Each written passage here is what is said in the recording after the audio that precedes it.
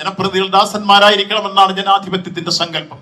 അത് കൃത്യമായി ഈ കേരളത്തിൽ തിരിച്ചറിഞ്ഞുകൊണ്ട് തന്നെ നിശ്ചയമായും ഇടതുപക്ഷ ജനാധിപത്യ മുന്നണി ഗവൺമെന്റിന്റെ ഏതാണ്ട് 9.5 വർഷം പൂർത്തീകരിച്ച് അത് അടുത്ത ഘട്ടത്തിലേക്ക് കടക്കുമ്പോൾ കേരളീയ സമൂഹം വീണ്ടും ഇടതുപക്ഷ ജനാധിപത്യ മുന്നണി അധികാരത്തിൽ വരണമെന്ന ആശയം അർത്ഥപൂർണമാക്കാൻ അവസരം കാത്തു നിൽക്കുന്ന അവസ്ഥയിലേക്ക് മാറുന്നു എന്ന ഭീതിയാണ് യഥാർത്ഥത്തിൽ പ്രതിപക്ഷത്തിന്റെ ഭാഗത്തു നിന്നുണ്ടായിക്കൊണ്ടിരിക്കുന്നത്.